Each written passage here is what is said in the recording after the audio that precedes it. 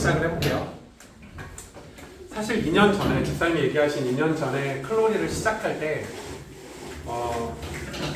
제가 제 마음에 그때 당시에는 여기 지금 백사업 신대원 박사과정을 들어가기 전이었고, 그리고 선교적 교회나 미셔널 처치에 대한 어떤 책을 한 두세 권 정도 본 상태에서, 그리고 제가 오랫동안 좋아했던 티켈라 목사님이 그런 미셔널 처치의 대표주자라는 걸 아는 그 정도 선에서 이제 제가 우리 교회를 조금 방향을 살짝 틀었는데 제가 왜 확실하지 못했냐면 이론적이고 학문적인 확신이 없었기 때문에 조금 갈팡질팡했어요.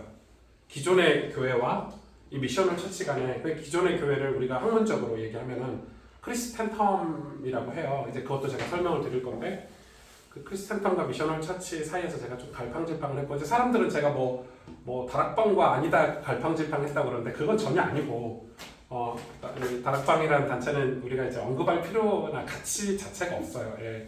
그냥 여러분이 느낄 때는 거대한 뭐 같지만은 사실 교회에서는, 한국교회에서는 가치 논쟁 자체가 없는 곳이 돼버렸고, 그래서 그냥 우리가 거론할 필요조차도 없고, 제가 고민하는 거는 그 고민이 아니고 교회론에 대해서 교회의 존재에 대해서 본질적인 고민을 하던 시기였고 그때가.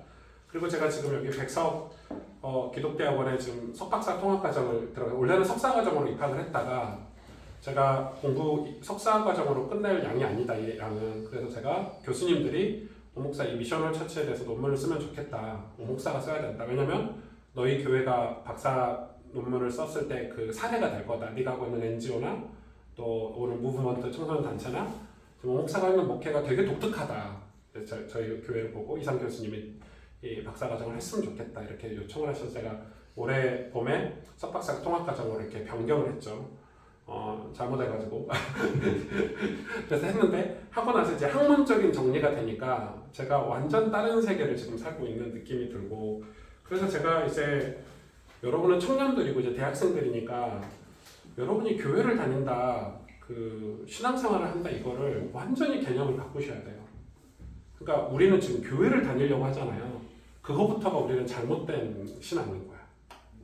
여러분, 우리가 주일날 교회를 간다, 이게 원래 성경에서 말하는 신앙이 아니야. 그거는 중세시대 크리스탄텀 문화 속에서 목회자들이 그렇게 만들어 놓은 거예요. 그런 걸 다루는 책들이 이렇게 많은 거예요. 이제 그 학문을 대표적으로 이제 학문화 시킨 사람이 이제 이 마이클 프로스트나 앨런 허시라는 사람인데, 이건 공동 저작을 했고, 이게 이제 얼마 전에 나온 책이고, 제가 이번 주에 이걸 다 읽었거든요. 좋고, 이제 대표적인 사람이 앨런 허시라는 사람이에요. 오늘 설교 제목도 잊혀진 교회의 길이에요.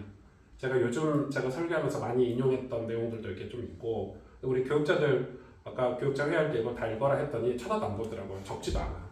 그러니까 목사님 적어야지. 그러니까 이제 이게 뭐가 문제가 되냐면, 장로님들이나 교회 리더십에 있는 사람들이 제 설교를 듣고 일반 성도하고 똑같이 가면 안 된다고 저는 생각을 해요. 최소 전도사고 교육자면 이런 목사님이 저 얘기를 어디서 가지고 왔을까, 이 본질을 다뤄야 되는데, 제가 이 책은 꼭 여러분 읽어보셨으면 좋을 것 같아요. 저랑 예수님을 같이 믿으시려면 정말 좋은 책이에요. 잊혀진 교회의 길이고, 제가 이걸 교회에서 추천할 수가 없어요. 학문적인 책이라 모든 성도에게 이걸 읽으라고 하면은 괴롭고 우리 교회 다 떠날 거예요.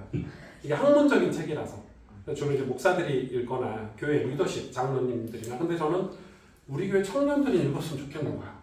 좀 어렵더라도 한 번 읽어봐라, 이런 책이고, 이제 이거를 이제 한국 사람들이 한국에서 이거를 한국적으로 학문화를 이렇게 한 게 이제 최동규 씨의 미셔널 처치라든지, 이건 뭐 읽을 필요는 없지만은 이 사람이 쓴 아주 이 책의 핵심이 여러분 자신이 교회입니다, 이런 내용이 있고, 그리고 이게 지금 우리 학교 교수님의, 제가 이 수업을 지금 듣고 있어, 장동민 교수님이 쓴 포스트 크리스탄텀 시대 한국 기독교인데, 이거는 한국 기독교를 지금 다 다뤘어요. 우리 한국 교회를 다 다뤘고, 이 내용을 가지고 지금 목회를 적용을 대표적으로 하는 게 이찬수 목사님이라든지, 제가 얼마 전에 얘기했던 김병삼 목사님 만날교회라든지, 이런 교회들이 미셔널 처치 학문을 공부한 상태에서 목회를 하신 거예요.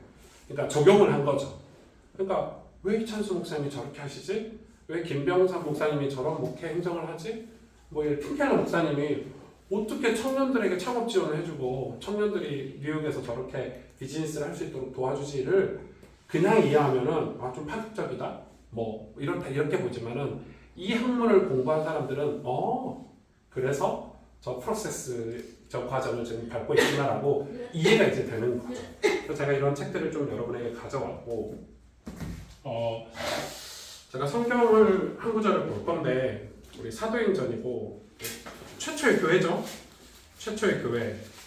교회가 어떻게 이제 시작을 했냐면 여러분 너무 잘 아시죠? 사도행전 2장에 보니까 최초의 교회가 나와요. 근데 정확히 말하면 사도행전 2장 시간이 없으니까 43절에서 47절 아마 여러분 진짜 수천 번도 더 들어봤을 이 본문인 것 같은데 좀 새로운 관점으로 보려고 합니다. 사도행전 2장 43절부터 47절을 제가 읽어드릴게요. 사람마다 두려워하는데 사도들로 말미암아 기사와 표적이 많이 나타나니 보세요. 사도들로 말미암아 기사와 표적이 많이 나타났는데 이 기사와 표적이 뭘까요? 그게 뭘까요, 여러분? 여기서 기사와 표적이 뭔지를 우리는 모르는 거야. 사도들에게 먼저 나타났죠. 그 사도들이 일으킨 기사와 표적이 대표적으로 3장에 나오죠. 안전병이 일으킨 거잖아요. 다시 말해서 가난한 자들 그리고 우리 이웃들을 찾아가서 복음을 전했다는 거예요. 그러니까 그게 기사와 표적으로 나타난 거예요. 수많은 사건들이 우리가 가난하고 병든 자들을 찾아가서 생겨난 수많은 사건들이 여기는 기사와 표적이라고 언급이 되어 있는 거죠. 그러면서 44절에 믿는 사람이 다 함께 있어. 교회 공동체죠. 모든 물건을 서로 통용하고 또 재산과 소유를 팔아 각 사람의 필요를 따라 나눠주며 이게 무슨 뭐죠? 이거 뭐 공산주의자들이 이 성경 구절 많이 쓰는데 공산당이 아니에요. 이거는 우리가 지금 이야기하고 있는 유기체적 공동체를 지금 이 본문이 설명을 하고 있거든요. 그럼 46절에 보니까 날마다 마음을 같이하여 성전에 모이기를 힘쓰고 여기서 성전에 모이기를 힘쓰고를 가지고 이 크리스탄탐 시대에는 뭐 성전을 건축하자 이런데 완전 다른 개념이에요. 그 당시에는 이런 성전 개념이 없었어요. 교회 공동체를 얘기하는 거예요. 제가 얘기 드렸잖아요. 골로새 교회, 고린도 교회 성도들이 50명, 80명, 100명밖에 안 됐다고. 그 사람들이 모인 곳이 다 가정이고 직장이고 어떤 회당이고 이랬죠. 그러니까 지금 이거를 오늘날 교회 개념으로 교회 많이 매일 모였다 이렇게 받아들이면 안 돼요. 완전 다른 개념이에요. 그러니까 자기들끼리 유기체적인 공동체를 이뤄서 그러니까 소그룹인 거죠. 소그룹이 모였다 이렇게 생각하시면 될 것 같아요. 여러분 직장에서 성경 읽기 모임으로 모였다. 뭐 여러분 가정 한 두 가정 세 가정이 여러분 지역에서 이 예배 모임을 했다. 뭐 이렇게 이해하는 게 훨씬 더 빠른 본문이라고 저는 생각해요. 집에서 떡을 떼며 순전한 기쁨만과 순전한 마음으로 음식을 먹고 지금 이거죠. 모여서 떡 떼고 음식 나누고 이런 교제를 얘기하는 거예요. 이거에 대한 제가 초기 기독교 예배에 관한 자료들도 다 확인했어요. 지금 우리가 이런 교회 건물 예배당에서 사람들이 매일 모이는 뭐 이걸로 새벽기도 얘기하고 수요예배 얘기하고 금요예배 얘기하는데 전혀 안 맞아요. 완전 맞지 않는 내용이에요. 그럼 47절에 하나님을 찬미하고 또 온 백성에게 칭송을 받으니 주께서 구원받는 사람을 날마다 더하게 하시느니라 이렇게 얘기를 하고 있어요. 여러분 그 영화에 보면 제가 오늘 자막에 띄워주고 싶었는데 2000년대에 나온 치킨런이라는 이 영화가 있어요. 혹시 보신 분? 애니메이션 봤다고요? 왜 봤어요? 애들이랑 같이 봤나? 이거 기억나세요? 주인공? 네, 전 재밌게 봐가지고 그 진저라는 주인공이 나와요. 주인공이 누구게요? 닭이죠. 네, 여자 닭이에요. 이 배경은 그 달걀 낳는 양계장이에요. 거기에 수십만 마리의 닭들이 모여서 사는 거. 그러니까 영화를 정말 잘 표현했어요. 그 영화에 보면은 이게 닭들의 세상이에요. 닭들의 세상인데 거기서 닭 알을 낳으면서 사는 거예요. 먹이도 주고 안정적으로 살아요. 다들 안정적으로 살고 알을 잘 낳으면 이쁨도 받고 물도 먹고 먹이도 먹고 배도 부르고 살도 찌고 다 행복하게 살아요 거기서. 그런데 어느 날 닭들이 한 마리씩 없어져. 누구냐면 생산하지 못하는 닭은 사라지는 거예요. 다 어디로 가죠? 식탁으로 가죠. 예. 식탁으로 가요. 죽게 돼요. 그래서 진저가 어느 날 그걸 보게 된 거야. 그걸 알게 된 거야. 그래서 이 진저라는 여자 닭이 하는 말이 우린 여기 있으면 평생 알만 낳다가 식탁으로 가게 된다. 그래서 선동을 해요. 선동. 사람들에게 얘기를 해요. 여기를 탈출하자. 그래서 치킨런이에요. 근데 탈출하자 그러는데 그거 안에 제가 이제 인상 깊게 봤던 거는 탈출 계획을 얘기하자 모두가 다 이렇게 똑같은 반응을 얘기해요. 말도 안 된다. 여기가 우리 세상인데 여기가 우리가 살아가고 있는 삶인데 어디로 도망가냐? 다른 세계가 있다고 아무리 말을 해도, 자유로운 세계가 있다고 아무리 말을 해도, 대자연이 있다고 아무리 설명을 해도 진저가 사람들이 다 거짓이라고 생각해요. 진짜 그래요. 만약에 우리 조선시대 때 배 타고 미국에 가면 지하철이 있어 말하면 조선시대 사람들이 지하철이 어떻게 땅속에 기차가 다니고, 뭐 그때는 마차 다니는 시대, 뭐 이런 느낌인 거죠. 여러분 우리나라 마차 다닐 때 영국이나 미국은 지하철이 있었으니까 그런 느낌으로 이렇게 아무리 얘기도 안 하는 거예요. 말도 안 되는 거예요. 그때 이 진저가 얘기하죠. 수도 없이 목이 터져라고 설득하고 그래서 마침내 이 울타리를 박살내고 이제 뭐 같은 거 들고 그 인격화했으니까 닭을 탈출하는 이 치킨런 2도 나왔는데 2를 한번 봐봐야 돼서 2를 못 봤는데 치킨런이라는 그런 생각나요. 제가 이 영화를 이 애니메이션을 보면서 느낀 감정인 거예요. 제가 우리 은규나 유민이가 얼마나 공감을 해줄지 모르겠는데 제가 고등학교 때 예수님 믿고 옆에 늘 한결같은 질문이 있어요. 나는 은혜를 받고 있는가? 나는 하나님이 나와 함께 하시는가? 들었지. 그리고 저 아시잖아요. 저는 뭐 목사를 떠나서 원래 은혜를 많이 받는 사람이에요. 예배 시간에도 은혜를 받고 성경도 매일 읽고 뭐 그 누구보다도 뭐 예배나 뭐 어떤 하나님에 관한 일이라면 뭐 이렇게 두 손 두 발 다 동원해가지고 열심히 하는 사람이니까 남들이 볼 때는 야 승주가 은혜 안 받으면 누가 받아 이러겠죠. 저 같은 경우는. 그런데 저를 아무리 들여다봐도 제 자신이 저라는 사람이 내가 정말 하나님이 나와 함께 하시나 이런 생각을 해봤을 때 이거 어떤 그 뚜렷한 확신 이런 게 정말 없었어요. 그래서 이제 제가 동경하는 거는 왜 그런 삶이 없었나 했는데 제가 생각할 때 우리는 이런 메시지를 가지고 계속 사는 거예요. 보세요. 어제도 말씀을 나눴지만 의인은 축복을 받고 악인은 저주를 받는다. 망한다. 이게 교회가 했던 메시지인데 이 메시지가 언제 했냐면 중세시대 때 한 거예요. 중세시대 때 했던 메시지를 지금 한국교회가 이 메시지를 듣고 산 거예요. 그러니까 이 중세시대에 형성된 교회 그 틀을 이제 크리스텐텀이라고 해요. 이거는 뭐 교회 사학자들이 쓰는 이 공통 용어니까 크리스텐텀이라고 하는데 그래서 많은 목회자들이 이 메시지를 가지고 사람들을 끌어모으고 그리고 목사를 권위를 더 세우고 목사의 설교는 하나님 말씀이다라고 가르치고 여러분 목사의 설교가 하나님 말씀인가요? 그럼 너무 어려운가? 네. 그래서 이걸 가지고 계속 메시지를 했단 말이에요. 그러니까 우리도 생각을 하는 거예요. 그러면 하나님 자녀는 축복을 받고 하나님 자녀가 아니면 저주를 받는다. 물론 천국과 지옥 얘기라면 맞을 수도 있지만은 그러나 본질적으로 여러분 이건 틀린 걸 우리는 다 알고 있잖아요. 여러분 주변에 악인들이 다 저주받고 있습니까? 하나님 안 믿는 사람들이 저주받고 있는 말이에요. 우리보다 훨씬 잘 살고 훨씬 건강하고 훨씬 잘 되는 케이스가 훨씬 더 많습니다. 아시죠? 반대로 얘기해 볼까요? 악인은요. 여러분 전 세계적으로 따지면 악인이 고난당하는 경우가 훨씬 많습니다. 다시 말해서 악인이란다. 의인을 기독교인이라고만 치면 의인을 기독교인이라고 한다면은 기독교인이 고난당하는 국가가 훨씬 더 많습니다. 모슬렘 국가, 공산국가, 중국. 여러분 그러면 이 메시지는 완전 틀린 명제인 거예요. 그럼 성경이 그렇게 써있냐? 아니요.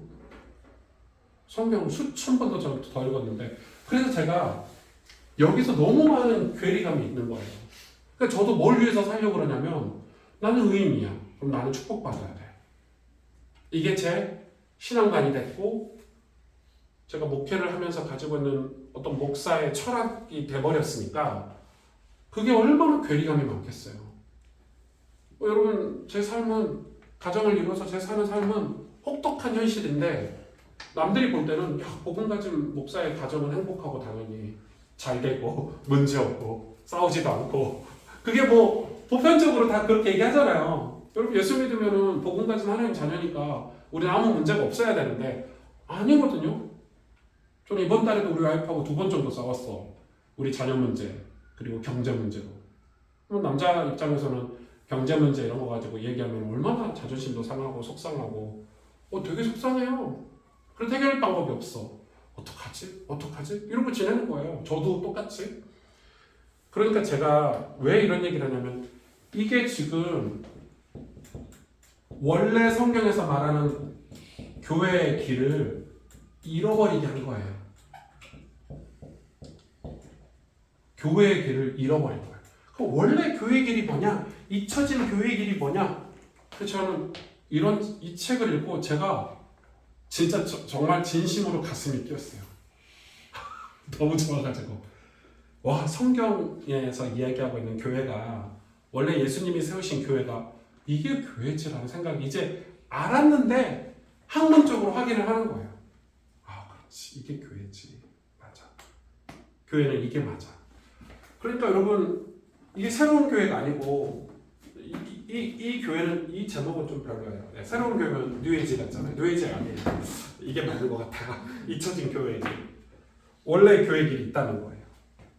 원래 교회 길이 있다는 거예요. 그래서 제가 그런 교회 길을 지난 2년 거의 코로나가 저한테 우리에게 준 약간의 여유 때문에 시간적인 여유 때문에 이런 공부를 하게 됐고 그리고 이제 우리 교회가 그런 거를 변화를 지금 겪어가고 있는 과정이라고 여러분이 이해를 해주시면 좋을 것 같아요.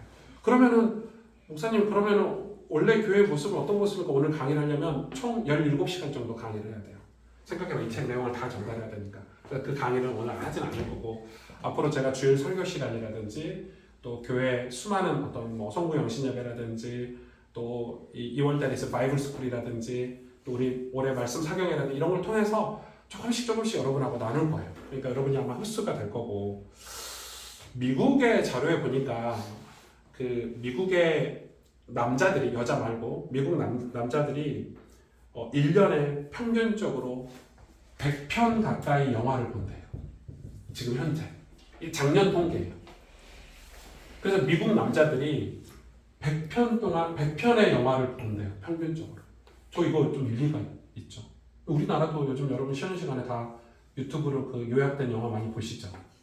그 유튜브 채널 중에 영화 요약해주는 채널이 진짜 많이 생겼어요.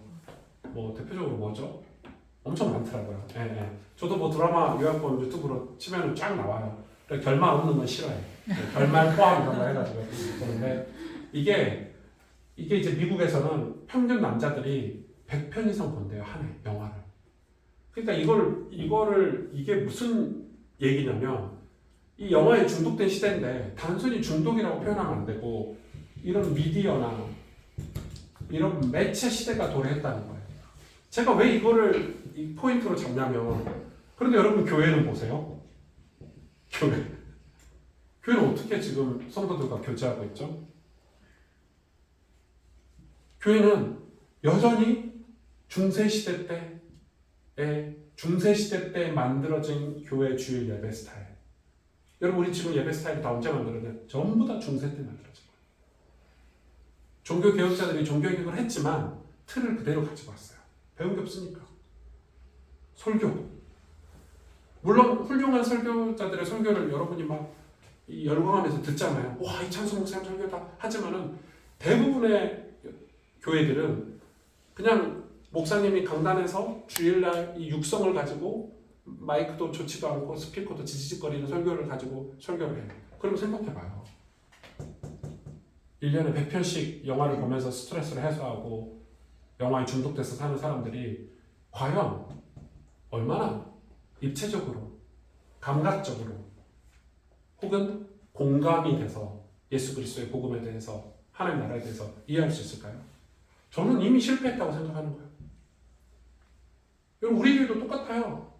여러분이 아마 이걸 제가 얘기하는 동안에 맞아 그러실 거예요. 저도 그런데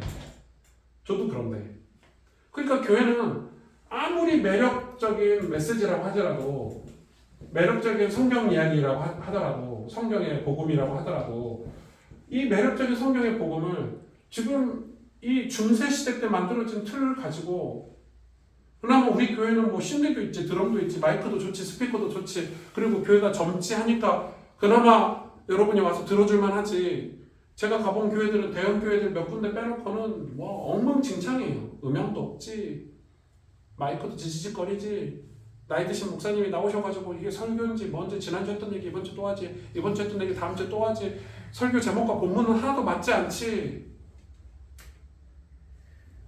그럼 뭐 전도만 하라 그러지, 전도에서 데리고 오면 시험 들지, 뒤에서는 부정부패하지, 성도들끼리는 남 얘기나 하고 있지, 교회 와서 신세 한탄하고 있지, 우리를 왜 하나님 축복 안 하실까? 이러면서. 그러면은 여기서 좀 벗어나서 그래도 자기보다 조금 더 못한 사람들을 까내리기 바쁘지, 그거라도 해야 자기가 좀 위에 있는 거고 축복받은 것 같으니까. 그게 오늘날 교회의 현실이에요. 저는 미칠 것 같은 거예요. 나는 이런 교회 하고 싶지 않아. 나는 이런 목회자가 되고 싶지 않아. 이게 제 마음인데, 철저히 여러분을 위한 게 아니고 저 개인을 위한 거예요. 저는 나는 여기서 어떻게 벗어날 수 있지? 어떻게 벗어나서 내가 나를 따르는 성도들에게 진짜 이 오리지널 이 교회의 길을 제시할 수 있고 매력적인 이 복음을 어떻게 그네들 삶에 녹여낼 수 있을까? 이런 고민들을 하는 거예요. 요즘 시대를 이 하이퍼 리얼리티 시대라고 해요. 뭐 들어보셨을 거예요, 공부하시는 분들은. 왜 하이퍼 리얼리티냐? 이제는 옛날처럼 리얼리티도 아니야. 이 리얼리티를, 그러니까 실제를 더 실제같이, 그래서 뭐라고 하죠? 극실제라는 걸 써요. 그래서 누가 인기 있어? 우리나라도 K184 같은 애들이 인기 있잖아요. 빠니보틀 같은 애들이 인기 있죠. 이제 실제들 아예 날 것으로 방송을 하는 게 더 인기가 있는 거야. 얼마 전에 이런 얘기 하면 또 꼰대라고 할 수 있는데, K184 핸드폰 보여줬더니 불상 배경으로 딱 갖고 있대, 그 사람. 그거 그냥 보여준 것 같죠. 다 영향력이거든요. 명상, 불상 이런 거 하는 친구인데, 그러니까 예수 믿는 뭐 박진영 이런 사람은 막 이상한 마귀 분장하고 막 이렇게 나오는데 K184 인기 있는 K184는 엄청 그 매력 있고 순수하고 깨끗하고 이런 사람이 불상 딱 보여주니까 와, 뭐 한 1000만 명 왔다 갔다 하겠는데? 이런 생각 들더라고. 그런 하이퍼 리얼리티를 되게 편안하게 느끼는 시대를 지금은 마주하고 있어요. 지금 현실이 그래요. 이제는 뭐가 피곤하냐? 배우들이 가식적으로 포장한 드라마도 피곤한 거야. 그런 영화도 피곤한 거야. 그래서 날 그대로 보는 거를 이제는 거기서 스트레스를 해소하고 피로감을, 왜냐면 우리가 그만큼 피곤한 사회를 살고 있는 거예요. 그런데 여러분 보세요. 교회 하는데 목사님이 가식적이야. 포장해. 그러니까 이 미셔널 처치를 주장이라고 표현하기는 그렇지만 이 사람들이 하는 얘기가 그거예요. 교회가 지금 치킨론을 해야 돼. 이제 목사들이 포장하면 안 된다. 이제는 이렇게 가둬놓고 성도들을 가둬놓는다고 해서 이 사람들이 당신들에게 순종하고 맹신하고 맹종하고 그렇게 살지 않는다. 이 이야기를 하는 거예요. 저는 정말 일리 있다고 생각해요. 그래서 이 허쉬가 그랬어요. 허쉬가 누구 얘기죠? 허쉬가 그 비유를 들어서 얘기한 거예요. 범선이 만들어졌는데 이 범선은 고래잡이 배가 항구에 있으면 안전하죠. 태풍 만날 일도 없고 파도를 만날 일도 없고. 그런데 범선은 항구에 정박해 있게 하려고 만들어진 게 아니라는 거예요. 교회는 교회 본질론을 다루는 거예요. 존재론을 다루는 거예요. 교회는 세상에 나가야 된다는 거예요. 하나님의 백성은 세상과 마주하고 살아야 된다는 거예요. 그래서 청년들에게도, 젊은이들에게도, 우리 청소년들에게도 그 신앙을 그 성경에서 말하고 있는 교회론을 가르쳐야 된다고 얘기를 하고 있는 거예요. 그런데 여러분, 교회를 어떻게 배웠어요? 우리 유민이랑 은교랑 교회를 어떻게 배웠어요? 주일날 교회 가는 거예요. 교회 안 가면 수능 대학 떨어질 것 같고, 교회 가서 말씀은 들었지만 내 삶과 적용은 전혀 안 되고 이중적이고, 그래서 나는 그냥 교회 다니는 아이가 됐지? 내가 교회인가? 내가 내 삶은 어떻게 하나님이 나를 향한 하나님의 계획이 있을까? 하나님의 뜻이 무엇일까? 나는 어떻게 살아야 되나? 이런 존재론적 질문을 아예 던지지도 않아요. 왜? 요즘 주일학교 아이들은 간식 사주고 먹을 거 사주고, 여러분 청소년부실 가보세요. 저게 고등학생들이 예배드리는 장소입니까?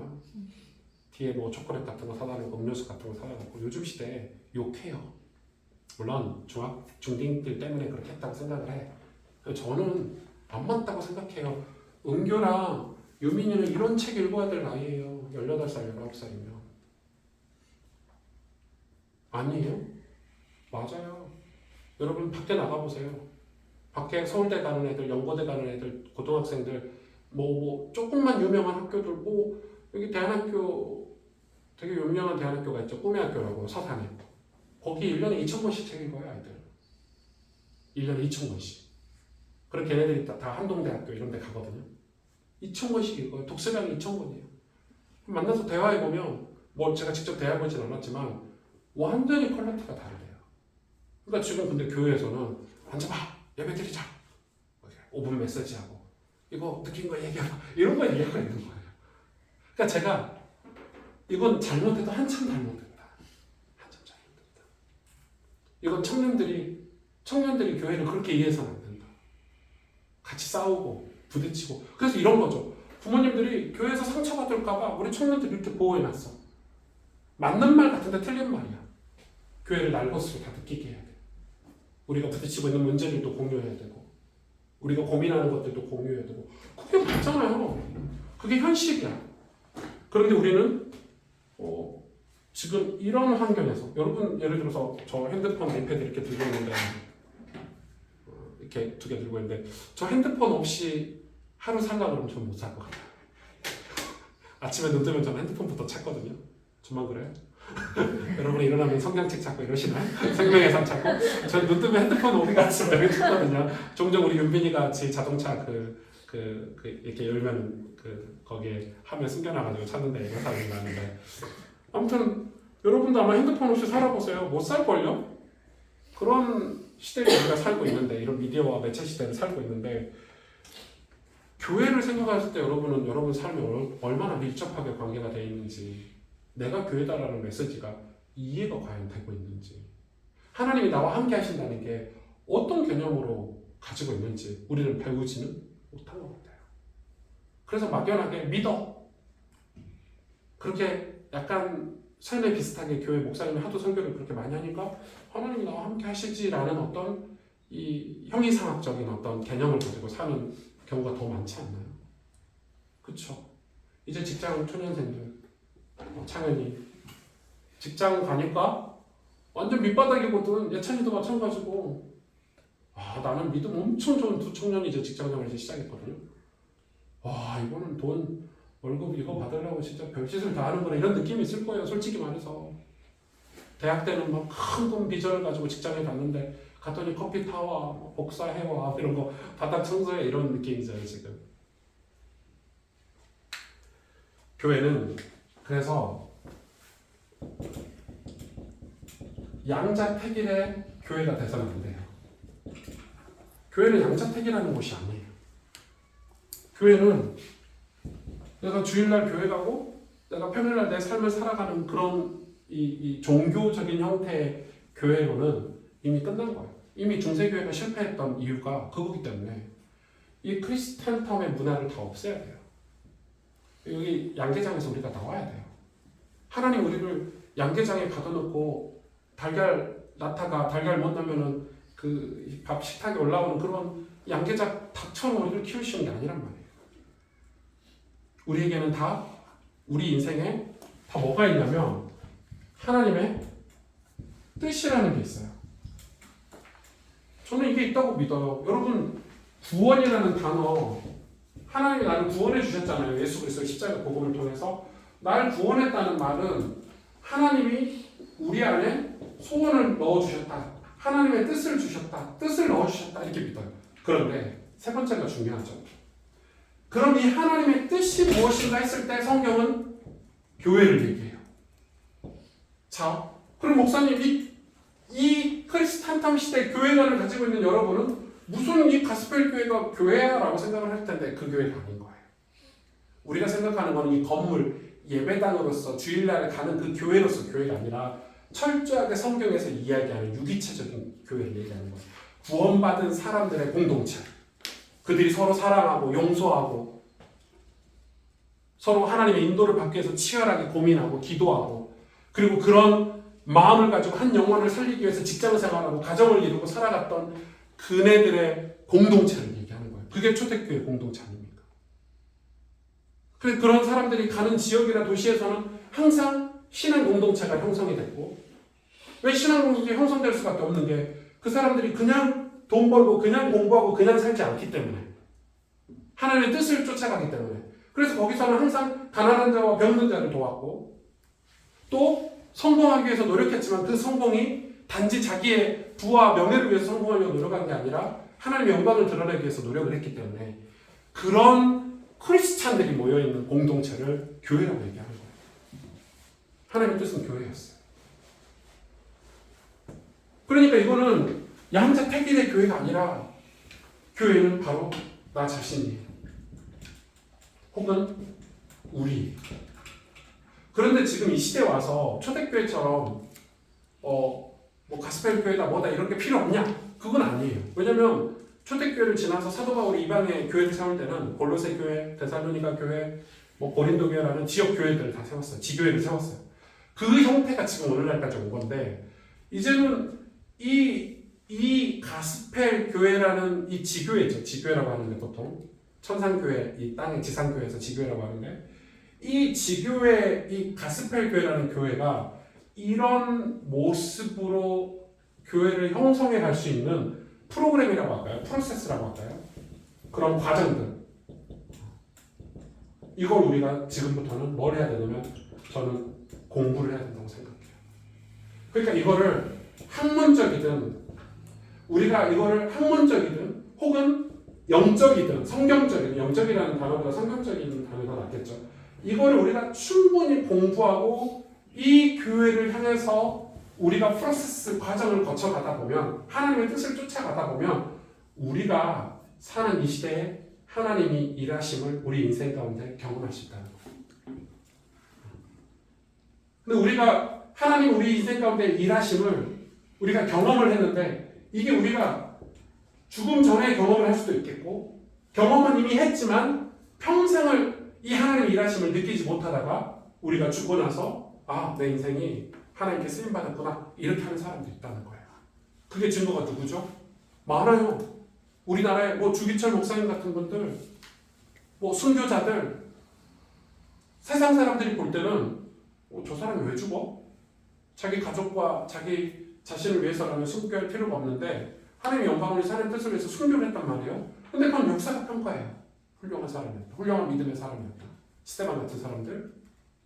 그러니까 여러분 교회라는 개념이 완전히 바뀌어질 수 있어요. 제가 이걸 설명을 하기가 어렵고 그래서 이 두 교회의 차이를 제가 좀 볼게요.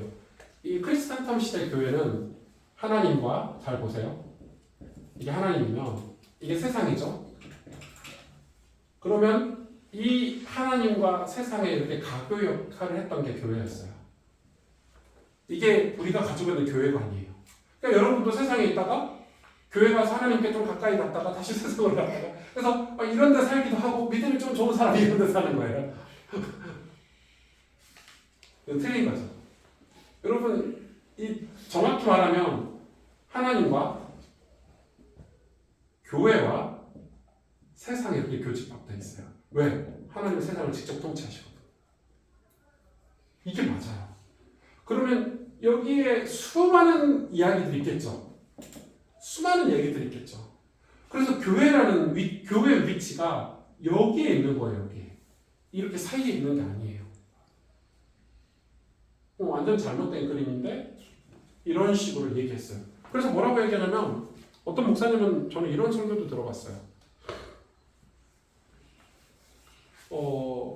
목사가 도덕적인 문제가 있어. 그래서 그거에 대해서 지적을 했더니 그 목사님 하는 얘기예요. 그럼 어쩔 건데? 내가 도덕적인 문제가 있어서 어쩔 건데? 나 말고 복음을 전해줄 사람이 없잖아. 이런 식이에요. 딱 이건 거죠. 이런 개념을 갖고 있는 거죠. 전 속으로 저 사람 죽으면 훨씬 더 많은 좋은 목회자가 많이 나올 것 같은데 뭐 이런 생각도 했고 이상한 이 크리스탄텀 시대의 문화가 여러분 한두 개가 아니에요. 교회가 한국 교회도 이게 너무 많아요. 한국 교회도, 미국 교회도. 그래서 지금 이게 미국에서 일어나고 있는 선교적 교회라는 단어가 원래 성경에서 사도행전에 시작됐던 교회 자체가 선교적인 거예요. 교회가 왜 시작됐어요? 바울이 교회를 왜 세웠죠? 도시의 복음을 전하려고 세웠지. 교회를 유지하거나 교회를 통해서 정치적인 업적을 이루려거나 중세교회처럼 교회를 통해서 어떤 전통을 내가 그동안 해왔던 전통을 유지하거나 아니면 목회자 자기의 이름을 드러내거나 아니면은 뭔가 목적을 어떤 특별한 목적을 이루기 위해서 교회를 세운 게 아니잖아요. 교회를 세운 유일한 목적은 이 도시에 복음을 전하기 위해서예요. 이 도시에 이 멸망 장망성 같은 곧 장차 망할 도시에 복음을 전하기 위해서예요. 근데 그 복음을 전하는 게 이 개념으로는 절대 전할 수 없다는 거예요. 그래서 선교적 교회라는 것은 새로운 단어가 아니고 원래 성경 속 교회가 선교적 교회였다라고 여러분에게 말씀을 좀 드리고 싶은 거예요. 자, 이제 마무리는 다 끝났어요. 이제 청년부 얘기를 좀 해볼 건데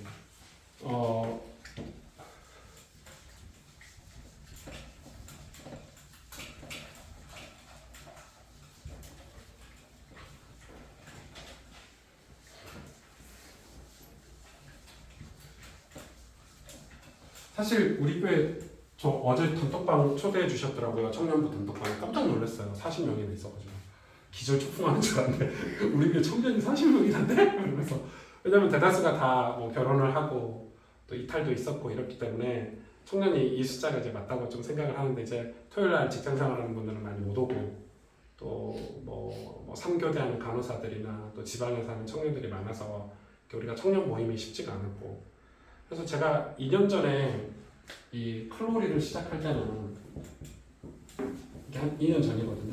네. 저희 교회가 어떤 상태였냐면 2년 전까지 얘기를 하는 거예요.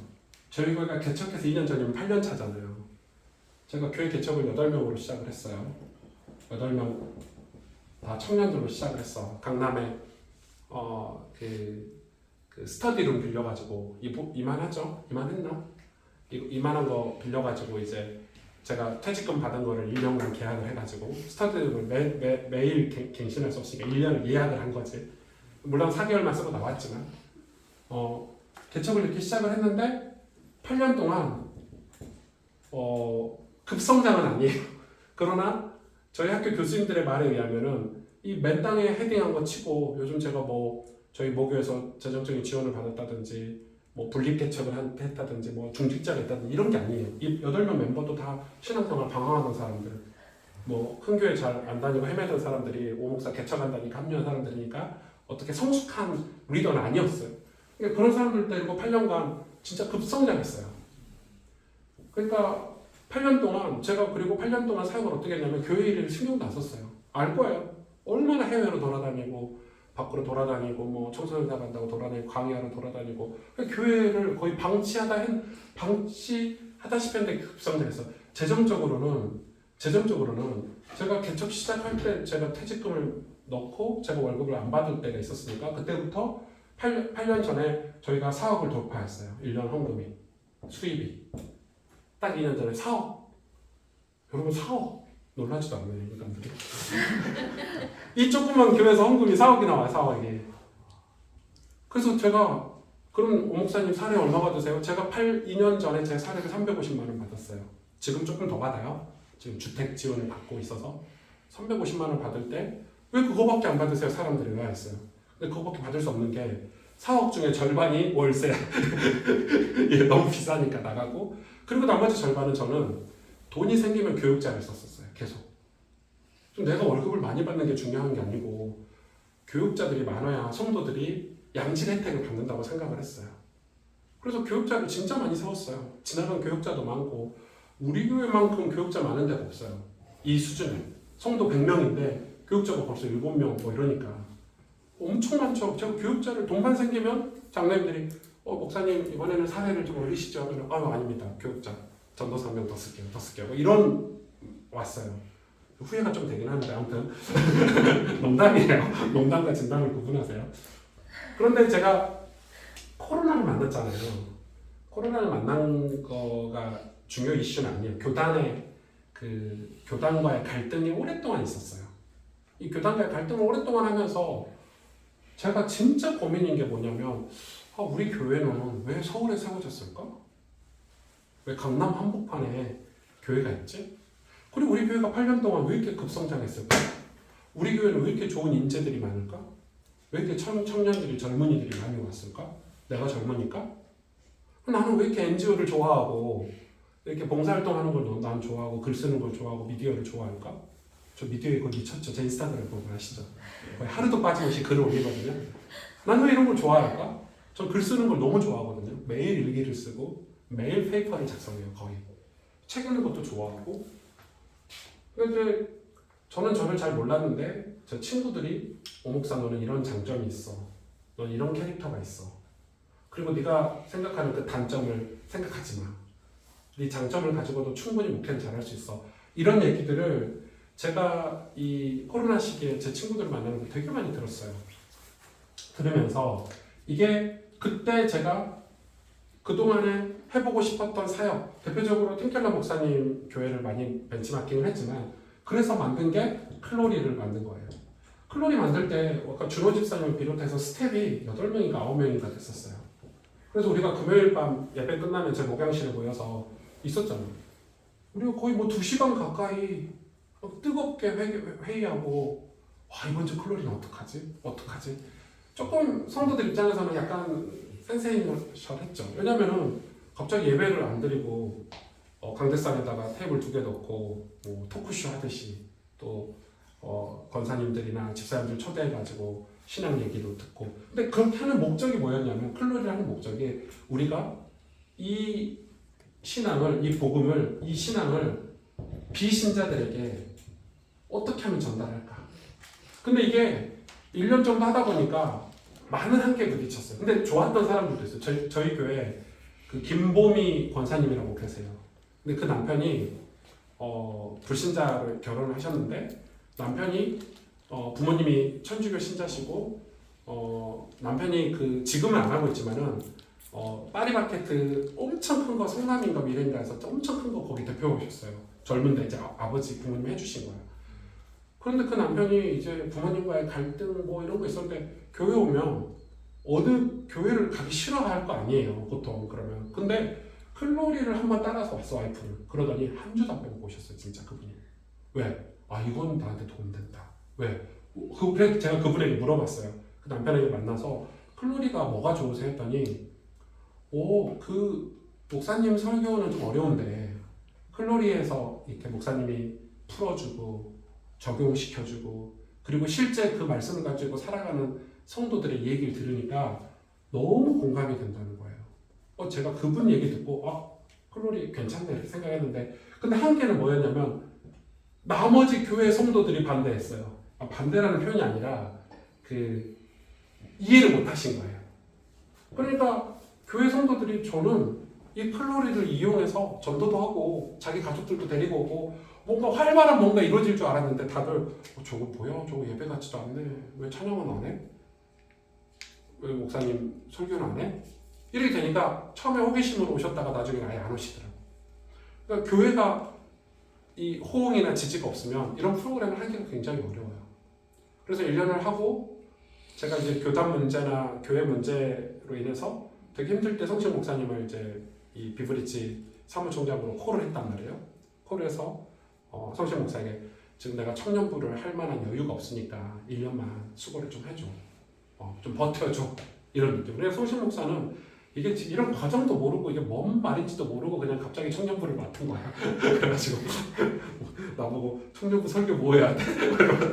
청년부 뭐 어떻게 해야 돼? 뭐 이런 거 있는 거죠 상황은 사실은. 저는 사실 이런 과정이 이렇게 지나온 거예요. 그래서 이제 작년에는 사실 클로리가 이제 청년부가 된 거죠. 원래 클로리는 이건데 그래서 이 일을 주축을 청년이 하자는 개념이었는데 이제는 작년에는 이게 클로리가 청년이라는 느낌이 든 거죠. 그러니까 준호 집사님 입장에서는 왜 갑자기 클로리가 청년이야? 왜 이 회의를 다 알고 계시거든. 그래서 아까 1,100만 원 초기 비용 중에 1,000만 원이 본인 돈이에요. 본인이 1,000만 원을 펀딩으로 헌금을 한 거야. 그러니까 나머지 100만 원밖에 안 돼. 클로리 헌금이 들어온 거는. 그러니까 이제 집사님 입장에서는 이 그림을 지금도 갖고 있을 거예요.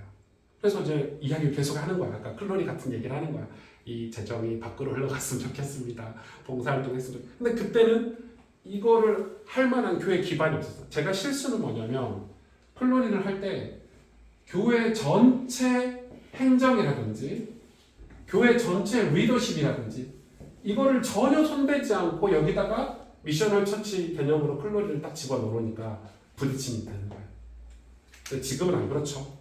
제가 이거를 작년에 내가 좀 빨리 시도를 했구나 하고 실패를 인정하고 학문적으로 정리하고 올해 어찌됐든 교단도 빨리 나왔어. 왜 교단은 빨리 나왔냐면 나는 미셔널 처치를 하고 싶어. 이 교단에 있으면 늘 갈등하고 싸우고 하니까 빨리 정리를 한 거예요. 정리를 하고 그리고 올해 교단 나온과 동시에 제가 박사 논문을 이걸로 써야 되겠다 마음을 먹고 학문적인 정리를 하고 나니까 이제 우리 교회 전반적인 이해를 시켜드린 거예요. 그래서 소그룹 리더 훈련을 가을 내내 했고 당회 때마다 제가 그 이야기를 했고 그리고 소그룹도 다 갱신했고 우리 교회 비전도 다 바뀌게 돼요. 그리고 나서는 그러면 클로리를 다시 시작해보자 이 마음이 저한테는 있는 거예요.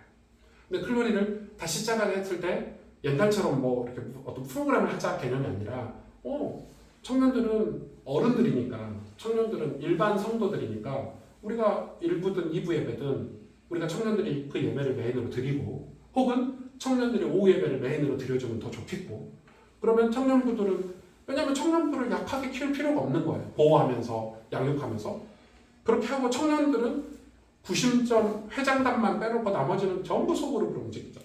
그리고 청년들이 활동하면서 교제하는 것은 봉사활동 하자, 전도하자. 그리고 나중에 이게 발전되면은 여러분의 직장, 직업, 여러분의 비전과 다 맞물려서 청년들이 향후 미래를 내다보고 준비할 수 있는 어떤 이 구심점을 만들어주자가 저의 원래 가지고 있던 계획이었어요. 그러니까 지금은 청년들이 교회로 왔는데 예를 유민이가 평생 중고등 예배를 드려왔는데 말씀은 다 맞아. 말씀은 이런 말씀도 나고 저런 말씀도 했는데 경험을 해본 적이 없는 거야. 한 번도 경험을 해본 적이 없는 거예요. 내가 복음을 전해본 적도 없고 가난한 자를 만나본 적도 없고 그러니까 저는 지금 청년부들이 그런 뭐라고 할까요? 이 교회의 모습을 이 교회의 모습을 갖추기 위한 이 곳이 경험터가 됐으면 좋겠다는 거죠.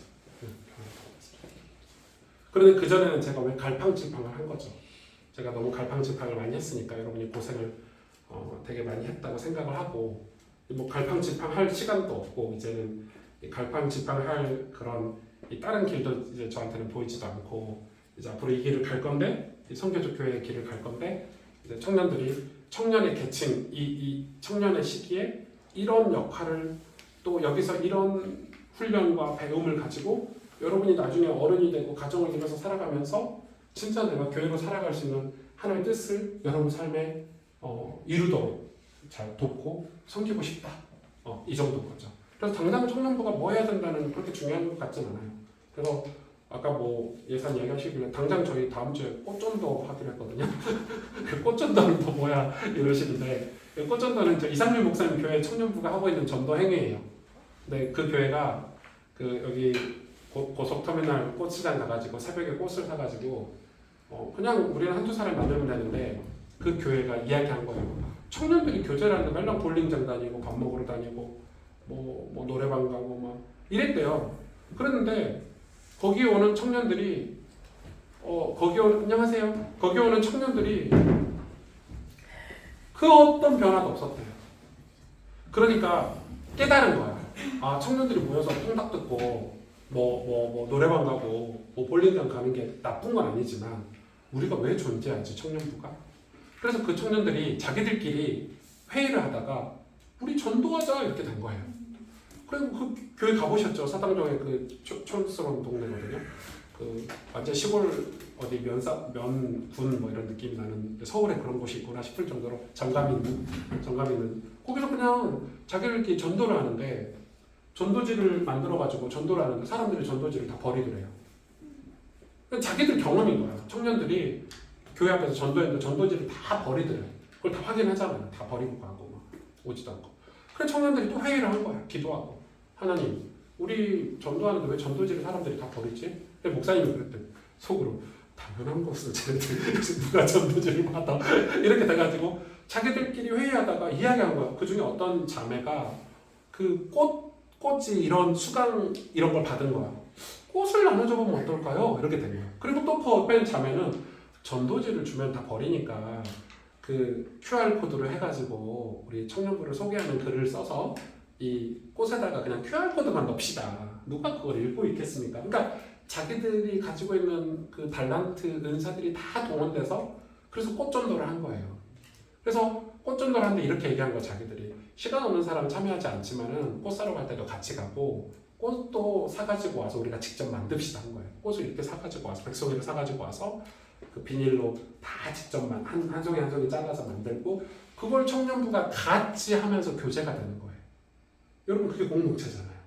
돈 주고 사와서 그냥 나누는 게 아니라 그렇게 하면서 그 청년부가 완전히 살아난 거예요. 거기는 지난주에 회장단 선거했는데 엄청 치열했대요. 회장을 서로 하려고 투표가 비밀 투표에 장난 아니라 그런 맛이 있는 거야.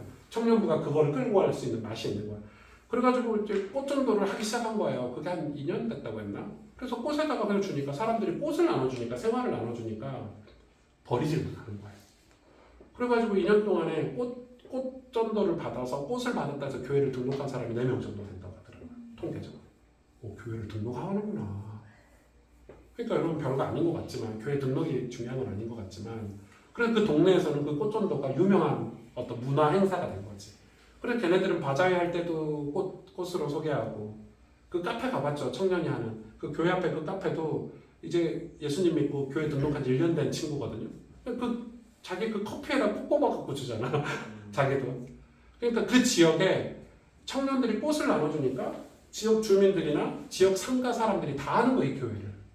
그리고 청년들이 와서 쓰레기 주워주지. 그래서 꽃전도가 지겨울 때는 이 쓰레기 봉투를 다 하나씩 사서 동네 쓰레기 줍는 것도 한다고 하더라고, 청년들이. 그러니까 이 지역 문화가 교회가 많이 바뀌는 거예요. 그러니까 교회 어른들이 청년들 밥 먹으라고 지원도 해주고 도움도 주고 그게 그냥 우리보다 훨씬 작은 교회거든요. 예산이 우리의 3분의 1도 안 돼요. 작년 예산이 1억 얼마밖에 안 되는 교회예요. 근데 제가 느낄 때 청년들이 되게 살아있다? 예배가 엄청 뜨겁거든요. 주일날 가고 깜짝 놀랐어요. 예배가 엄청 뜨거워요. 막 집회 같아요. 근데 그럴 수밖에 없는 게 저는 저 청년들이 그냥 주일날 교회 가는 양자택일 교회에서 이제 벗어나고 있구나 이렇게 느낀 거예요. 제 느낌에. 근데 이거는 여러분 누군가가 혼자 이렇게 생각해갖고 할 수 있는 일은 아닌 것 같고 우리가 모두가 다 하나님을 사랑하고 교회를 사랑하는 청년의 시기를 살고 있으니까 우리가 이걸 가지고 같이 고민하고 같이 경험하면서 그리고 우리의 일생도 우리의 인생도 교회와 별개로 돈 벌고 결혼하고 애 낳고 이게 아니라 내가 하나님의 교회로서 성장해 가는 거예요. 같이. 내 믿음도 잘하고 내 신앙도 잘하고 내 가정도 내 아이들도 그런 비전을 가지고 키워가는 거예요. 그러니까 이 교회가 내가 가스펠 교회를 다닌다 이랬을 때는 엄청난 이야기거리가 있어야 되는 거예요. 거기에는. 그러니까 저는 청년부에 대해서 이런 감 갖고 있는 거예요. 그래서 아까 집사님이 청년부 회비를 걷자 저는 대찬성했어요. 저는 그게 맞다고 봐요. 청년들도 회비를 내고 소속감을 가지고 그 회비가 좋은 곳에 쓰이는데 내가 같이 활동도 하고 그 대신 그 이야기는 했지. 청년들이 힘들어요. 네. 청년들 영화 한 편 보는데 2만 원씩 드는데 힘드니까 우리는 10,000원만 받읍시다. 제가 그랬어요. 10,000원, 대학생은 5,000원만 받읍시다. 근데 대학생들이 5,000원 낸다 웃을걸요? 한 달에 5,000원 내는 거는 그냥 쉽게 껌값처럼 낼 수 있는 돈이긴 해. 그러나 그래도 그런 회비 같은 게 저는 나쁘지 않다고 생각이 들었어요. 소속감을 위해서. 그리고 우리가 이제는 내일 남전도 여전도에도 그렇게 하겠지만은 청년부도 투표를 통해서 리더십을 세우고 그리고 목사의 설교를 굳이 들을 필요 목사의 설교는 그냥 주일 예배 설교 들으면 돼요. 그리고 청년들끼리 따로 모여서 봉사활동도 가고 전도활동도 하고 또 회의를 해가지고 우리 해외도 가봅시다. 또 혹은 우리가 유명한 강사를 초대해서 우리 대학생들에게 양질의 서비스를 제공해 줍시다. 이런 세미나도 열고 그러니까 청년들이 할 수 있는 사역이 너무 많은 거예요. 교회에서. 그러면 청년들이 그런 세미나를 열어놓고 우리 내 친구들 전도합시다. 여러분 친구들 전도할 때 교회에서 목사님이 자기 친한 목사 데리고 와서 전도하는 경우가 많지. 내 친구를 데리고 올 수가 없어. 우리 목사님보다 더 이상한 목사를 데리고 와서 이제 전도하라고 그러니까 그게 아니고 여러분이 고민하는 거예요. 우리 유민이 같은 친구들, 은교 같은 친구들이 대학 시절에 어떤 사람을 만나야 도움이 될까? 예를 들어 목사님 우리 뭐 책 읽는 사자 뭐 요즘 그 사람 유명한가요? 요즘 그 사람 유튜브 안 보고 있는데 너무 약간 정치적인 것 같아 사람이. 좀 괜찮은 사람들 있잖아요. 뭐 김창옥 교수님을 모시고자. 그럼 예를 들면 그런 걸 청년부가 추진하고 문화를 만들고 그리고 우리 청년들에게 양질의 서비스를 제공하고 거기에 우리 예산을 쓰고 이러면 훨씬 더 청년들이 좋은 공동체가 될 수 있을 거라고 저는 생각이 들어요. 근데 지금은 우리 교회가 오랫동안 조금 약간 청년부가 방치되어 있는 느낌이 들기 때문에 좀 청년부 사이에 갈등도 있는 것 같고 근데 이 갈등은 나쁜 갈등이 아니야. 부딪힘 자체를 싫어하는 거지. 부딪힘 자체를 싫어해요. 근데 여러분 청년 때 안 부딪히면 언제 부딪혀요?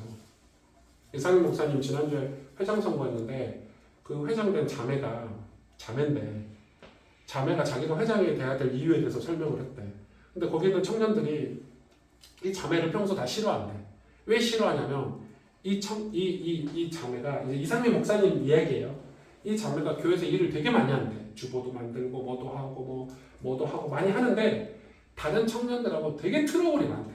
뭐 음식 먹을 때도 나 이거 싫은데 뭐 이런 식으로. 그래서 또 다른 청년들이 저 사람 비유 맞춰야 되고 막 이런데 회장 된다 하니까 청년들이 표를 안 주고 떨어질 거라고 생각했고 쟤는 떨어지면 또 회장의 병을 써왔대. 심지어 내가 회장 될 이유를 이렇게 그랬는데 떨어지면 목사님 걱정한 거야. 떨어져야 맞고 회장 되면 안 되고 근데 떨어지면 또 제 교회 안 나오고 삐지고 이러면 어떡하지 했는데 몰표가 나왔대요.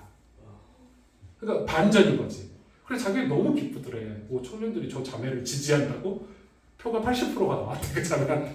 그 원래 다른 그 형제 남자 청년이 회장이 100% 될 줄 알았는데 그 사람이 안 된 거. 그래서 그 회장이 그럼 저는 이 신임 여자 청년 회장을 도와서 제가 총무하겠습니다. 뭐 이렇게 가지고 아름답게 마무리됐다고 하더라고요.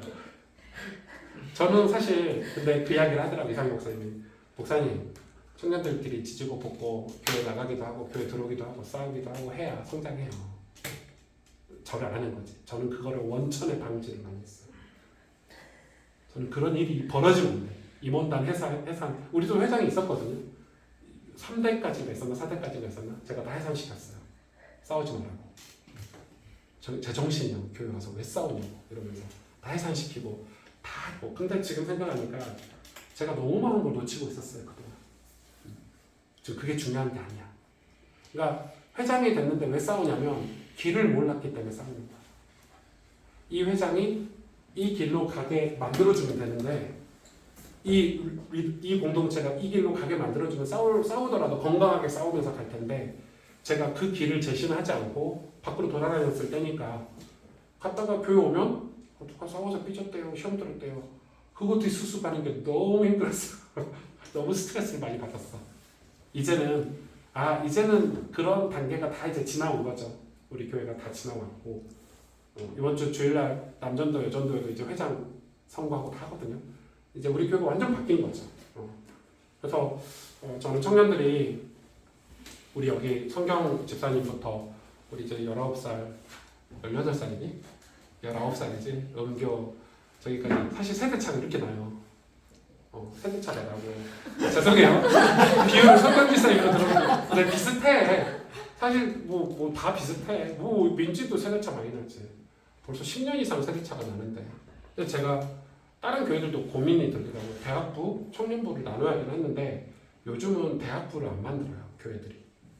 왜냐면 대학 안 가는 친구들도 많고 휴학하는 친구들도 많고 나이 들어서 돈 벌어 저 좀 대학부 가야 돼요. 저 대학생입니까? 그러니까 미안해. 그러니까 이런 경우가 너무 많고 그리고 대학생이라고 특별하지 않아요. 옛날에는 대학생들은 공부만 했지만 요즘 대학생들은 생활 전선에 뛰어든 대학생들이 많고 아르바이트 해가면서 하기 때문에 지금 청년이냐 대학부라는 구분하는 게 무의미한 시대가 됐긴 했어요. 그래서 좀 청년부로 모아서 가는데 대신 저는 그런 마음이 들어요. 여기서 선배들도 있고 저 밑에 동생들도 있지만은 아름다운 관계가 충분히 형성될 수 있다고 생각이 들고 나중에 여기 친구들이 나중에 시집장가 가서 남전도 되고 여전도 되고 장로님 되고 권사님 되는데 그럼 또 청년 리더가 되고 이렇게 이 세대가 흘러가기 때문에 그런 흐름 속에서 여러분이 지금의 때를 저는 가지고 있었으면 좋을 것 같아요. 그래서 제가 오늘 처음 서두에 얘기했던 게 진짜 중요한 것 같은데 저는 그래서 우리 청년부가 최소한 우리 목사님이 우리 교회가 지금 어느 길로 가고 있는가를 오늘 조금 이렇게 이 가이드를 제시해주고 싶어서 제가 오늘 강의를 준비를 했고 끝났고 강의는 끝났고 그래서 지금 우리 교회가 이런 변화의 길을 겪어가고 있구나. 그리고 올해 교단을 나오고 2023년도 내년도가 거의 첫 스타트 개념이 느낌이 있구나. 이렇게 느껴주신다면 여러분 이해가 너무 될 것 같고 그리고 마지막으로 한 가지만 더 말하고 싶은 게 있어요. 이거는 이 선교적 교회의 특징 중에 이게 뭐 특징이 여러 개가 있거든요. 뭐 이렇게 특징이 쭉 써놨잖아요. 근데 이 특징을 제가 읽어보니까 보통 교회에서는 이런 거예요. 유민아 너 대학 어디 갔어? 저 서울대 갔는데요. 은교야 너 대학 어디 갔어? 저 어디 어디 예술대학교 어디 유명한 데 갔는데 뭐 이러면은 교회가 그 아이들 막 띄워주고 그러면은 상대적으로 박탈감을 느끼는 아이들이 있어요. 대학을 못 가거나 재수하거나 청년들도 마찬가지예요. 직장 어디가? 너 월급 얼마 받아? 야, 너 엘리트네, 리더네 이렇게 해주는 게 틀린 건 아니지만 그런 친구들을 칭찬하고 노력에 대한 보상을 받은 거지만 교회라는 곳에서는 그런 차별이나 그런 인식 자체가 바뀌어야 된다고 얘기하는 거예요. 교회는 말 그대로 교회론적인 안에서 형제고 자매가 되는 거예요. 그래서 초대교회 안에서는 이걸 가지고 그래서 음식을 나눠 먹고 재산을 서로 나눈다 이런 개념은 돈 있는 사람이 내가 부자니까 너한테 좀 나눠줄게 가난한 너한테 나눠줄게 이 개념이 아니에요. 우리가 하나의 형제 자매이기 때문에 내가 은사로 받은 이 재물을 그때 초대교회는 이 재물을 돈도 은사의 하나의 영역으로 봤거든요. 하나의 은사로 내게 주셨어. 그러니까 이거 나누는 거야. 이런 개념이니까 돈이 없는 사람과 있는 사람이 이런 차별과 이런 갭이 있던 시대에 이제는 하나가 된 거예요. 여러분 무슨 말인지 이해가 되세요? 이렇게 하나가 돼서 교회 공동체가 그 당시에 로마나 그 당시 사회에서 빛났던 거예요. 종과 상전이 종과 주인이 하나가 됐어요. 우리는 한 가족이야, 패밀리야. 근데 그게 가능한가요? 그 당시에 종과 상전의 개념으로서 불가능한데 그렇게 이루어졌어요. 남녀가 하나가 되고 부자와 가난한 자가 하나가 되고 어떻게 그럴 수 있냐? 우리가 하나님의 뜻을 쫓아가다 보니까 그게 가능하구나 하고 조정이 된 거예요. 미세 조정이 된 거예요. 저는 우리 청년부가 그런 문화를 만들어 주셨으면 좋겠어요. 청년부에 왔는데 저는 이런 차별, 그런 시선 그래서 청년부의 색깔은 좀 따뜻하고 뭐 가식적으로 따뜻할 필요는 없어. 따뜻하지 않은데 청년부라고 따뜻할 필요는 없잖아요. 교회 먼저 다녔다고 신앙이 좋을 필요는 없잖아. 그죠? 늦게 다닌 사람이 신앙이 더 좋을 수도 있는 거니까. 그런 건 중요하지 않다고 저는 보는 거예요. 그래서 우리가 날 것 그대로, 우리의 모습 그대로, 우리가 이 교회를 다니고 있는 동안에, 우리 이곳 시장생활하는 동안에 우리의 삶들이 좀 공유가 되고 서로 섬기고 돌보고. 그래서 저는 그게 청년부가 가지고 있어야 될 어떤 아름다운 공동체 색깔이 아닌가 좀 생각이 듭니다. 많이 잠오는 내용이었는데 아마 이 강의를 세월이 진짜 많이 지나서 여러분이 엄청 놀랄만한 강의가 될 거예요. 진짜로, 진심으로. 그리고 제가 좀 박사 논문을 스타트 이제 들어갔는데 초고 작성을 했는데 저는 이 미셔널 처치를 제 친구들에게 다 전할 거예요. 이야기. 지금 우리는 치킨런을 해야 된다. 나는 치킨런을 하는 목사가 될 거다. 이야기를 할 거예요. 왜냐하면 지금의 가지고 있는 크리스 팬텀 이런 정통교회 개념은 하나님이 기뻐하신 교회 개념은 아니라고 저는 100% 확신해요. 그렇기 때문에 저희 교회가 거기에 모델이 된다는 단어도 좋은 단어가 아니지만은 그래도 앞서서 이거를 해가려고 하니까 포스터 재밌죠? 네. 포스터 오늘 꼭 보여주고 싶었는데 킹받아요? 포스터 하나 올려드릴까요?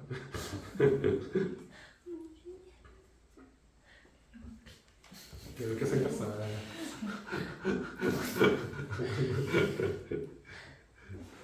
개새꼈어요. 총 들고 나오는 거. 닭장에서 나오는 거죠. 닭장에서. 예, 제가 지금 닭장에서 나오고 있다 이렇게 생각해 주시면 될 것 같아요. 예. 끝났습니다. 끝났고 혹시 질문 있으신가요? 질문 있으신가요? 네, 교회에 대한 질문, 뭐 청년부에 관한 질문, 뭐든 상관없습니다. 저는 오늘 은교하고 유민이 와 있어서 너무 설레. 난 생각도 못했거든요. 오늘 온다는 생각을 못했는데 청소년부가 벌써 싫은 거지. 싫어가지고 벌써 탈출해서 나 빨리 청년이 되고 싶은 거야 이러면서 왔어요. 잘 좀 도와주고 잘 이끌어주고 그러면 좋을 것 같고, 저는 여기 성경 집사님도 사실 저희 교회 오신 지 얼마 안 됐거든요. 근데 거의 청년부 리더 역할을 지금 그냥 본인은 리더라고 생각을 안 하지만 뭐 봉사활동이나 비브리지 행사나 이런 걸 거의 다 참여해주고 계셔가지고 또 엄청 든든해요. 성품이 너무 좋으셔가지고 성품 좋은 리더가 필요한데 든든하고 있고, 그리고 우리 뭐 예찬이나 창현이나 뭐 지훈이나 우리 교회 오랫동안 같이 해오면서 뭐 대학교 1학년 때부터 지금 우리 교회를 다니고 있으니까 제가 이야기한 거를 다 무슨 마음인지 다 아는 친구들이에요. 네. 우리 교회가 엉망진창일 때부터 있었으니까 엉망진창일 때부터 있었으니까 아 진짜 우리 교회 진짜 많이 발전했다, 혹은 우리 교회가 왜 이런 길로 가지, 뭐 이런 질문들을 가진 친구들도 좀 있고, 뭐 여러 가지 상황들 속에서 지금 있는 것 같아요. 그래서 지금 사실 우리 청년들 중에 뭐 토요일 날이어서 모임을 못 온 친구들도 있겠지만 또 방황하는 친구들도 많이 있어요. 이 방황은 나쁜 의미의 방황은 아니에요. 이 청년부가 구심점이 없기 때문에 오질 못하는 거예요. 누구의 잘못도 아니야.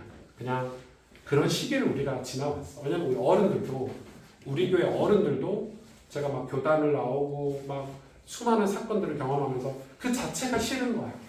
그 자체가 너무 복잡하고 짜증나고 목사님이 강단에서 뭐 힘들다, 뭐 감사하다 이런 말도 듣기 싫고 그냥 평안하게 교회만 다니고 싶은 거지. 그러니까 그런 분들은 이런 교회 가시라, 크리스펜삼 교회를 가시라. 거기 가면 아무 문제도 없이 이렇게 목사님 설교 듣고 잘 신앙 성장할 수 있다 이렇게 얘기를 해드렸지만, 또 저는 우리가 범선이기 때문에 앞으로 치열한 파도와 맞서서 싸워야 되고 또 고래를 잡으러 하나님의 뜻을 쫓아서 치열하게 연구하고 고민하고, 저는 청년부답게 세미나도 좀 열었으면 좋겠고 신학 박사들도 초청해서 여러분이 강의도 들었으면 좋겠고, 또 결혼 세미나도 저 같은 사람 세워서 결혼 특강 듣지 말고 지겹지도 않으세요. 이제 한빈이 얘기 지겹죠. 그러니까 좀 진짜 제대로 된 결혼 관계자들 불러서 여러분 도움도 받고 해서 청년들이 좀 실질적이었으면 좋겠다. 뭐 창업, 비즈니스, 뭐 다양한 분야의 그런 여러분이 믿음의 도전들을 지금 해가고 있는 것들을 청년부가 아까 이런 준호 집사님 펀딩 한다고 그러잖아요. 헌금을 모으고 회비를 모아서 또 여러분이 발로 뛰고 또 더 많은 기부금도 받고 해서 큰 재정도 만들어서 좀 장학사업도 하고 또 청년들이 진짜 비즈니스를 할 때 도와주기도 하고, 아 목사님 그건 대형교회는 할 수 있는 일이지 이걸 해야 대형교회가 될 수 있는 거지 대형교회가 이걸 해서 대형교회가 된 게 아니라고 저는 생각을 하거든요. 그러니까 우리 교회도 그런 비전들을 가지고 그런 꿈들을 꾸면서 우리 청년들이 한 발 한 발 갔으면 좋겠다. 저는 또 열심히 성경을 연구하고 또 여러분이 신앙생활 잘 할 수 있도록 최선을 다해서 여러분을 보필할 테니까 여러분이 여러분 스스로가 또 교회 자치회로 또 기관으로서 활동들을 해주면 좋겠다 이런 마음들이 있습니다. 감사합니다. 네. 소그룹 청년들이 이제 어떻게 좀 구체적으로 해야 될지 좀 말씀해 주시면 좋겠고요. 그 다음에 이제 내년에 어떤 예배 2부 예배 후에 어떤 식으로 해야 될지 좀 구체적으로 알려주셔야지. 강성진 목사님하고 얘기를 몇 번 하긴 했는데 이제 강 목사님을 청년부에서 뺀 거는 뭐 뺐다는 표현이 좀 그렇고 일단 청소년부가 좀 없어요. 청소년부가 준하 주목님이 육아휴직을 내년에 했어요. 아기가 태어나서 왜 주목님이 육아휴직을 했는데 거기 와이프가 돈을 더 버세요. 그래서 아무튼 네, 생활 주체가 와이프고 이제 본인은 이런 말까지 해도 웃긴데 아무튼 육아휴직을 써요. 1년간 아기를 봐야 돼. 상황이 가정 상황이. 그래서 뺐는데 원래는 표전사님을 복귀를 시키려고 했는데 사실 표전사님이 복귀를 한다고 해서 청소년부하고 맞진 않고, 그리고 표전사님이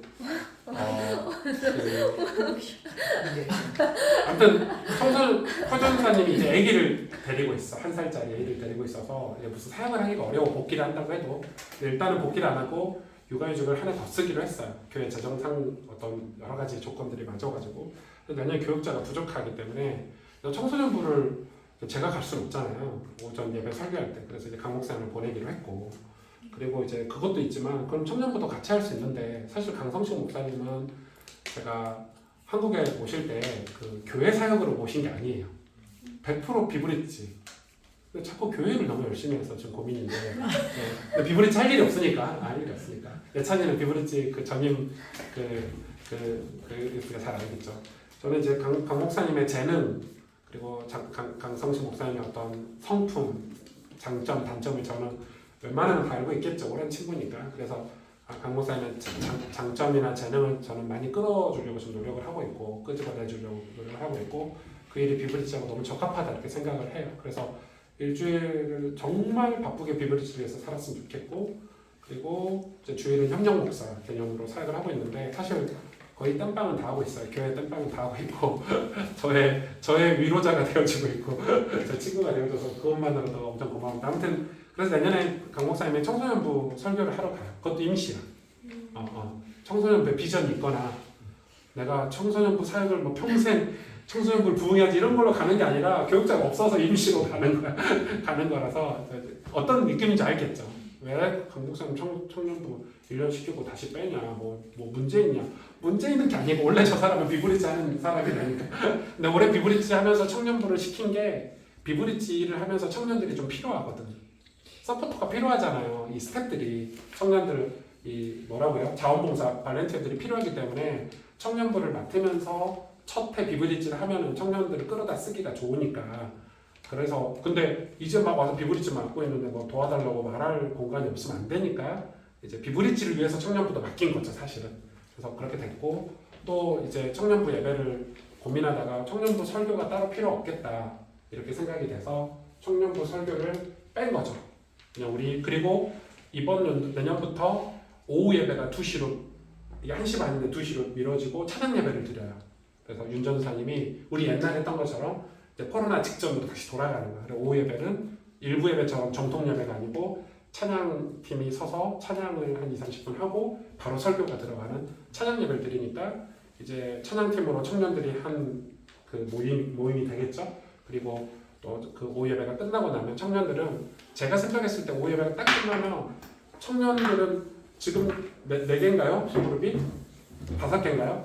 5개로 자연스럽게 흩어지면 다 좋을 것 같아요. 그러니까 기본적인 모임은 오후 2부 예배가 끝나면 청년들 소그룹 모임이 자연스럽게 되는 거지. 그리고 한 달에 한 번은 점심때 청년 소그룹 모임이 있잖아요. 저는 그때는 오히려 청년들이 소그룹 모임을 굳이 안 해도 된다고 생각해.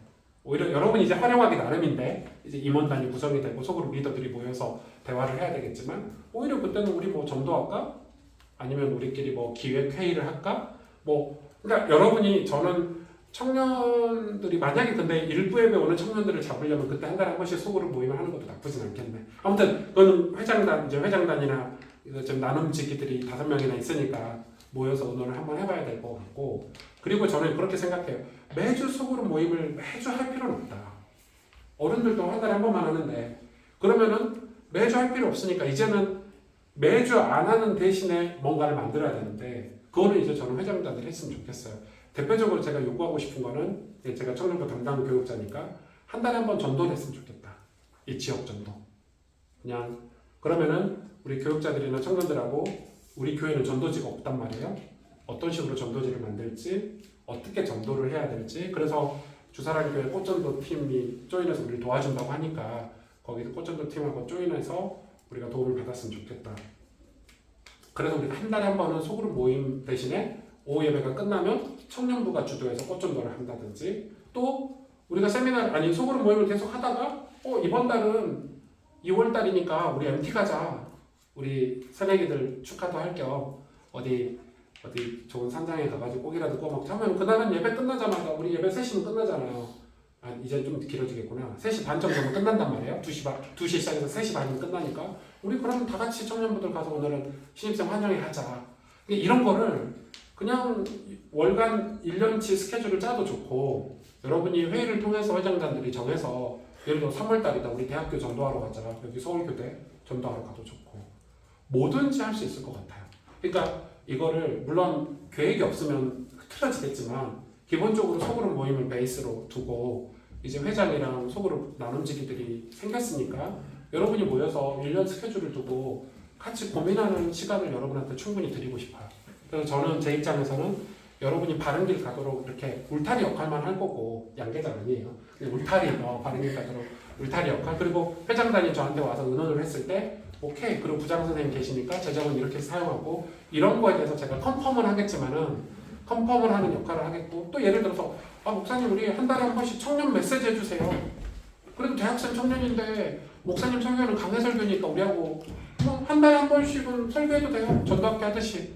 그러면은 2부 예배 끝나고 뭐 예를 들어 한 달에 한 번씩은 제가 뭐 청년들을 위한 메시지, 젊은이들을 위한 메시지를 준비해달라고 하면 준비해서 할 수 있을 것 같아요. 목사님 설교를 15분만 해주세요. 뭐 이런 식으로 얘기를 해준다면은 얼마든지 제가 자료를 해서 왜냐면 저는 청년사역을 진짜 오래 했기 때문에 설교 원고 자료가 이렇게 갖고 있어요.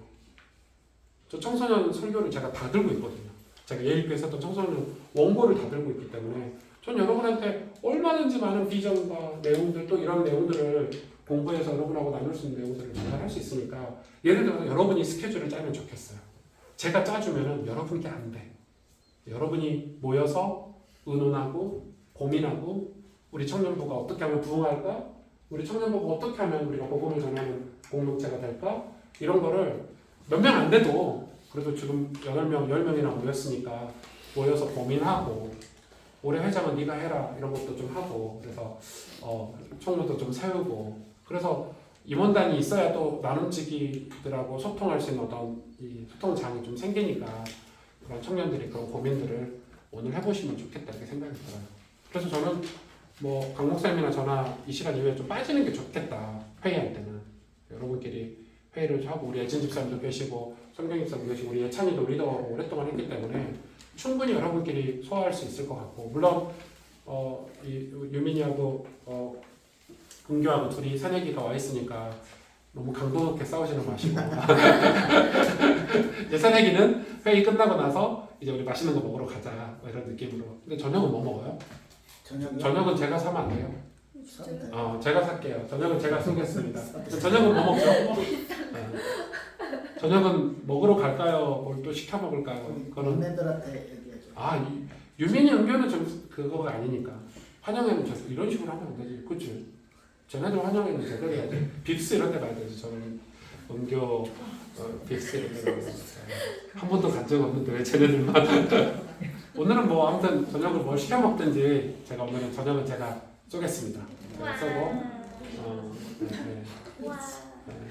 맛있게 많은 걸 시켜요. 뭐 분식을 시켜 먹든 뭐 닭발을 시켜 먹든 뭐 이렇게 맛있는 거 시켜서 좀 교제하면서 같이 먹어도 될 것 같고 교회에서 어디 나가기 그러면 그렇게 진행합니다.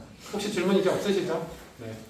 강 목사님은 멀리 가는 거 아니고 아마 여러분 계속 만날 거예요. 비브리치 담당자이기 때문에 비브리치는 청년과 떼야 뗄 수 없는 그리고 저하고 거의 손발 역할을 하고 있어서 제가 없을 때는 청년부를 강 목사님이 무조건 올 거예요. 그러니까 그렇게 이해하시고 우리 교육자들이 다 전문성 있는 교육자들은 아니에요. 저는 교회를 한 사람이 한 파트를 전문적이게 하는 걸 원치는 않거든요. 우리 모두가 다 어우러져서 교회를 이뤄가는 모습을 갖춰가고 싶은 마음이 크니까 서로 도와서 같이 협력하고 이렇게 가면 될 것 같고 그래도 이제 청년부 담당 교육자로 제가 된 거니까 청년부 리더들이 세워지면 회장단들이 세워지면 저하고 교류를 많이 했으면 좋을 것 같다는 생각이 듭니다.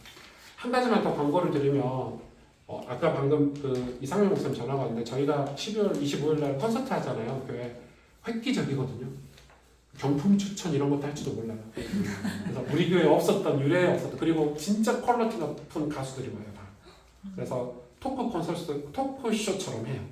그리고 뭐 무빙도 오고 연무기도 오고 이성재 목사님이 유희열이 돼서 이제 그리고 저희가 포스터도 만들고 그날 순서지도 고급스럽게 만들 거예요. 그러니까 예배가 아니에요.